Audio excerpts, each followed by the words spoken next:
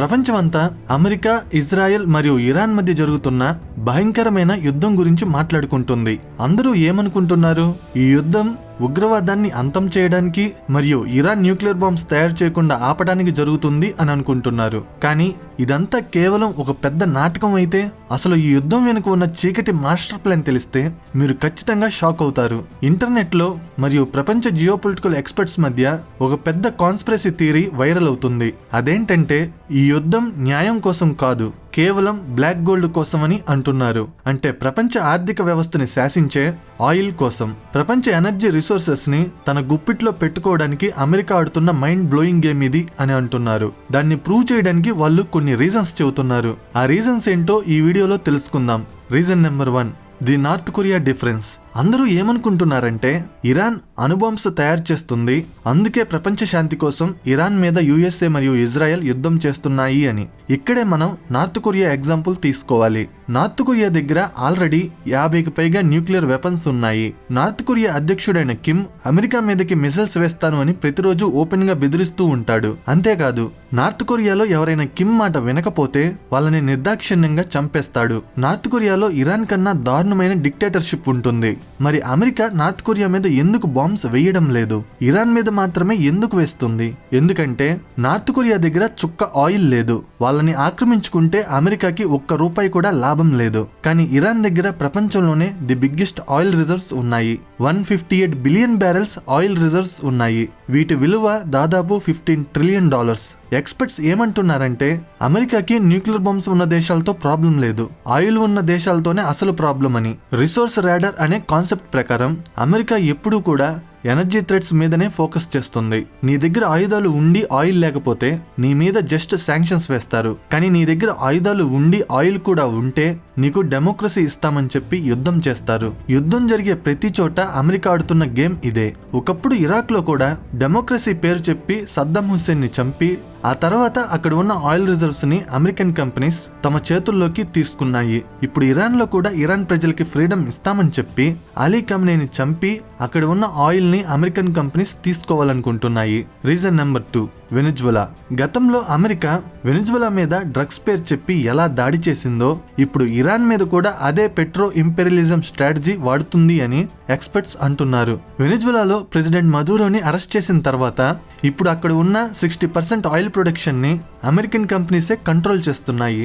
Even recent గా వచ్చిన news ఏంటంటే వెనిజువలాలో ఉన్న గోల్డ్ కూడా అమెరికానే స్వాధీనం చేసుకుని కంట్రోల్ చేస్తుంది అని. ఇప్పుడు ఇరాన్ లో కూడా అదే స్ట్రాటజీని ఫాలో అవుతున్నారు. యుద్ధం స్టార్ట్ అయిన వెంటనే స్ట్రైట్ ఆఫ్ హార్మస్ బ్లాక్ అయిపోవడం వల్ల ప్రపంచానికి వెళ్లే 20% ఆయిల్ ఆగిపోయింది. దానివల్ల గ్లోబల్ మార్కెట్ లో ఆయిల్ ధర ఒక్కో బ్యారెల్ $100 కి వెళ్లిపోయింది. ఆయిల్ ప్రైస్ పెరగగానే వెంటనే అమెరికా తన సొంత ఆయిల్ ని యూరోప్ కి, ఏషియాకి అమ్మి ప్రతి సంవత్సరం $500 బిలియన్ ఎక్స్ట్రా జీడీపీని పెంచుకుంటుంది. ఆల్రెడీ యుఎస్ఏ ఏం చేసిందంటే రష్యా మీద శాంక్షన్స్ వేసింది. దానివల్ల యూరోప్ దేశాలు రష్యన్ ఆయిల్ ని కొనడం మానేసి యుఎస్ఏ నుంచి ఆయిల్ ని ఇంపోర్ట్ చేసుకోవడం స్టార్ట్ చేశాయి. ప్రపంచంలో బిగ్గెస్ట్ ఆయిల్ ప్రొడ్యూసర్ ఎవరనుకుంటున్నారు? సౌదీ అరేబియానా లేక యుఏఈనా? కాదు, యుఎస్ఏ. ప్రపంచంలోనే బిగ్గెస్ట్ ఆయిల్ ప్రొడ్యూసర్ యుఎస్ఏ. రోజుకి 14 మిలియన్ బ్యారెల్స్ ప్రొడ్యూస్ చేస్తుంది. సెకండ్ ప్లేస్ లో సౌదీ అరేబియా, థర్డ్ ప్లేస్ లో రష్యా ఉన్నాయి. సో ఆయిల్ ప్రైస్ పెరిగితే లాభం ఎవరికి? యుఎస్ఏకే. యుద్ధం స్టార్ట్ అయిన వెంటనే అమెరికాకు చెందిన ఆయిల్ కంపెనీస్ షేర్స్ 15% పెరిగిపోయాయి. ఇది కోయిన్సిడెన్స్ అనుకుంటున్నారా? కాదు, ఇది పక్కా commercial master plan. Donald Trump యొక్క అమెరికా ఫస్ట్ పాలసీలో భాగంగా ప్రపంచ మార్కెట్ ని తన ఆయిల్ తో నింపేయడానికి, శత్రువుల్ని తొక్కేయడానికి వేసిన ది అల్టిమేట్ స్కెచ్ ఇది. ఆయిల్ ప్రైసెస్ మరీ ఎక్కువగా లేదా మరీ తక్కువగా కాకుండా ఉంటే అమెరికన్ ఆయిల్ కంపెనీస్ కి అలాగే అమెరికన్ ప్రజలకి చాలా లాభం. అందుకే యుఎస్ఏ ఆయిల్ ప్రైసెస్ ని కంట్రోల్ చేయడానికి ట్రై చేస్తుంది. Reason number 3, the Epstein diversion.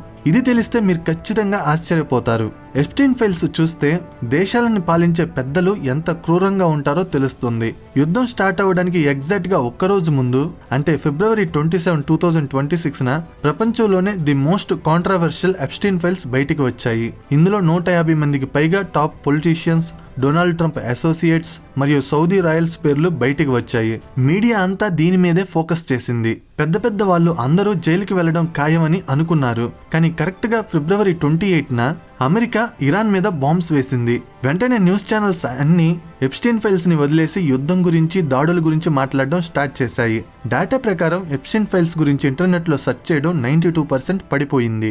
Experts దీన్ని స్కాండల్ ఆర్బిట్రేజ్ లేదా వ్యాగ్ ది డాగ్ టెక్నిక్ అని అంటారు. ఈ టెక్నిక్ ప్రకారం ఏం చేస్తారంటే, దేశంలో ఏదైనా పెద్ద స్కామ్ బయటికి వస్తే అందులో పెద్ద పెద్ద పొలిటికల్ లీడర్స్ గానీ, ఆయిల్ మ్యాగ్నెట్స్ గానీ ఉంటే వాళ్ళని కాపాడుకోవడానికి ఒక ఆర్టిఫిషియల్ క్రైసిస్ ని సృష్టిస్తారు.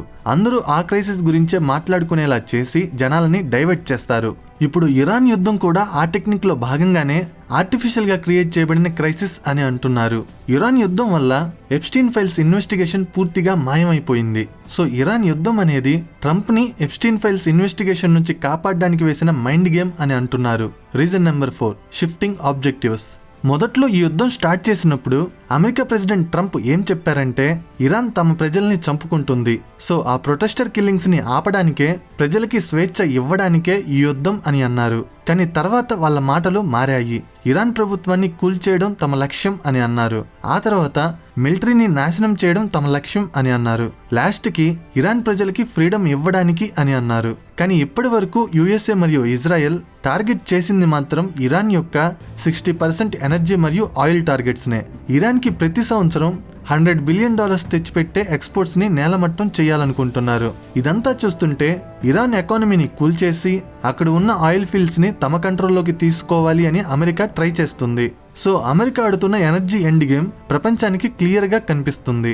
గతంలో ఇరాక్ లో కూడా వెపన్స్ ఆఫ్ మాస్ డిస్ట్రక్షన్ ఉన్నాయి అని చెప్పి యుద్ధం చేశారు. అక్కడ ఏమీ దొరకలేదు. కానీ అమెరికన్ ఆయిల్ కంపెనీస్ అక్కడ $39 బిలియన్ సంపాదించాయి. ఇప్పుడు ఇరాన్ లో కూడా యుద్ధం పేరుతో అమెరికా ఆడుతున్న చీకటి గేమ్ ఇది. Reason number 5, the nuclear hypocrisy. America ప్రపంచానికి ఏం చెబుతుంది? ఇరాన్ న్యూక్లియర్ బాంబ్స్ ని తయారు చేస్తుంది, వాటిని ఆపడానికే ఈ యుద్ధం చేస్తున్నాం అని అంటుంది. మరి ఇజ్రాయెల్ దగ్గర ఉన్న 80 నుంచి 400 సీక్రెట్ న్యూక్లియర్ బాంబ్స్ సంగతి ఏంటి? ప్రపంచంలో ఎవరి దగ్గర న్యూక్లియర్ బాంబ్స్ ఉన్నా శాంక్షన్స్ వేసే అమెరికా ఇజ్రాయెల్ మీద ఎందుకు శాంక్షన్స్ వేయలేదు? ఎందుకంటే గల్ఫ్ దేశాల్లో ఆయిల్ ని ప్రొడ్యూస్ చేసే అమెరికన్ కంపెనీస్ చాలా ఉన్నాయి. వాటికి ఎప్పుడైనా థ్రెట్ వస్తే కాపాడడానికి అక్కడ ఇజ్రాయెల్ ఉంటుందని యుఎస్ఏ నమ్మకం. ఒకవేళ మిడిల్ ఈస్ట్ లో ఎప్పుడైనా ముస్లిం కంట్రీస్ అన్ని కలిసి యుఎస్ఏకి ఎదురు తిరిగితే వాటిని కంట్రోల్లో పెట్టడానికి యుఎస్ఏకి ఉన్న ఏకైక ఆయుధం ఇజ్రాయెల్. చుట్టూ ముస్లిం కంట్రీస్ ఉన్నా కూడా జ్యూస్ ఉన్న ఇజ్రాయెల్ దేశం వాళ్ళందరి మధ్య సర్వైవ్ అవుతుంది అంటే కేవలం అమెరికా ఇచ్చే సపోర్ట్ వల్లే. ఇజ్రాయెల్ దగ్గర బాంబ్స్ ఉంటే మిడిల్ ఈస్ట్ లో అమెరికా చేసే ఆయిల్ బిజినెస్ కి ఎవరు అడ్డొస్తారు అన్న ధైర్యం. ఒకవేళ ఇరాన్ కి నిజంగానే న్యూక్లియర్ బాంబ్ వస్తే సౌదీ అరేబియా కూడా తయారు చేస్తుంది. అప్పుడు ఓపీఈసీ గ్రూప్ అంటే ఆయిల్ అమ్మే దేశాల గ్రూప్ ముక్కలైపోతుంది. ఇక గల్ఫ్ దేశాలు తమకి ఇష్టమొచ్చినంత ఆయిల్ ప్రొడ్యూస్ చేసుకోవచ్చు. ఇన్ని రోజులు ఓపీఈసీ గ్రూప్ ఒక సిండికేట్ గా ఏర్పడి ఆయిల్ ప్రైసెస్ ని కంట్రోల్ చేస్తుంది. ఆ గ్రూప్ గాని బ్రేక్ అయితే గ్లోబల్ మార్కెట్లో ఆయిల్ ప్రైసెస్ $50 కి పడిపోతాయి. అది అమెరికాలోని ఆయిల్ కంపెనీస్ కి తీవ్రమైన నష్టం. అందుకే అమెరికా ఇజ్రాయెల్ ని కాపాడుతూ ఇరాన్ ని నాశనం చేస్తుంది. ఇది ప్రపంచ శాంతి కోసం కాదు, కేవలం అమెరికా ఆయిల్ బిజినెస్ కోసం. Reason number 6, the proxy war. Russia మరియు Iran combined oil production capacity వచ్చేసి 15 మిలియన్ బ్యారెల్స్ పర్ డే. కానీ USA production capacity 14 million barrels per day. So Russia plus Iran కలిస్తే యుఎస్ఏ కన్నా ఎక్కువ ఉంది. ఒకవేళ ఫ్యూచర్ లో ఎప్పుడైనా రష్యా మరియు ఇరాన్ కలిసి ఆయిల్ సప్లై ఆపేస్తే అమెరికాకి ఆయిల్ మీద ఉన్న పట్టు కోల్పోతుంది. అలాంటి ఒక సిచ్యువేషన్ రాకూడదనే యుఎస్ఏ ఒక గేమ్ స్టార్ట్ చేసింది. ఇన్ని రోజులు వెనిజులా దేశం రష్యా కంట్రోల్లో ఉండేది. ఇప్పుడు యుఎస్ఏ తన కంట్రోల్లోకి తీసుకొచ్చుకుంది. నెక్స్ట్ ఇరాన్ కూడా రష్యా కంట్రోల్ నుంచి రిమూవ్ చేసి తన కంట్రోల్లోకి యుఎస్ఏ తెచ్చుకోవాలనుకుంటుంది. ఇలా రష్యాతో స్నేహం చేసే ఆయిల్ కంట్రీస్ అన్నిటినీ తన కంట్రోల్లోకి తెచ్చుకోవడమే యుఎస్ఏ ప్లాన్. ఇది రెండు సూపర్ పవర్స్ మధ్య ఆయిల్ కోసం జరుగుతున్న యుద్ధం. Reason number 7, the corporate master plan. America ఈ యుద్ధం ఎందుకు చేస్తుందో తెలియాలంటే యుద్ధం అయిపోయాక ఎవరికి లాభం వస్తుందో చూడాలి. 2003లో ఇరాక్ మీద వెపన్స్ ఆఫ్ మాస్ డిస్ట్రక్షన్ ఉన్నాయి అని యుద్ధం చేశారు. కానీ అక్కడ ఏమీ దొరకలేదు. యుద్ధం అయిపోయిన తర్వాత మాత్రం అమెరికన్ కంపెనీస్ ఇరాక్ లో $39 బిలియన్ సంపాదించాయి. 2011లో లిబియాలో గడాఫీని చంపేసి హ్యూమానిటేరియన్ ఇంటర్వెన్షన్ పేరు చెప్పారు. కానీ యుద్ధం అయిపోయిన తర్వాత American oil companies $50 billion oil contracts ని తీసుకున్నాయి. ఇప్పుడు ఇరాన్ లో కూడా అదే జరుగుతుంది. యుద్ధం అయిపోయిన తర్వాత ఇరాన్ ఆయిల్ ఫీల్డ్స్ ని రీబిల్డ్ చేసే పేరుతో American oil companies $100 billion contracts తీసుకోవడానికి వెయిట్ చేస్తున్నాయి. ఇది రెజిమ్ చేంజ్ కాదు, ఇది పక్కా oil business take over. Reason number 8, no rules. ప్రపంచానికి COP మీటింగ్స్ లో క్లైమేట్ చేంజ్ గురించి, పొల్యూషన్ తగ్గించడం గురించి అమెరికా పెద్ద పెద్ద లెక్చర్స్ ఇస్తుంది. కానీ యుద్ధం పేరుతో తెహ్రాన్ ఆయిల్ డిపోట్స్ మీద బాంబ్స్ వేసి 2 మిలియన్ బ్యారెల్స్ ఆయిల్ ని కాలిపోయేలా చేసింది. దీని నుంచి వచ్చిన పొల్యూషన్ ప్రపంచంలో 100 కోట్ల కార్లు ఒక్క సంవత్సరంలో వదిలే పొల్యూషన్ తో సమానం. మనమేమో పొల్యూషన్ తగ్గించాలని ప్లాస్టిక్ కవర్స్ వాడడం మానేస్తున్నాం, కాస్ట్లీ ఎలక్ట్రిక్ కార్స్ కొంటున్నాము, పేపర్ స్ట్రాస్ వాడుతున్నాము. కానీ అమెరికా మాత్రం తమ ప్రయోజనాలకి ఏదైనా అడ్డొస్తే దాని విషయంలో రూల్స్ ఫాలో అవ్వాల్సిన అవసరం లేదు అని అనుకుంటుంది.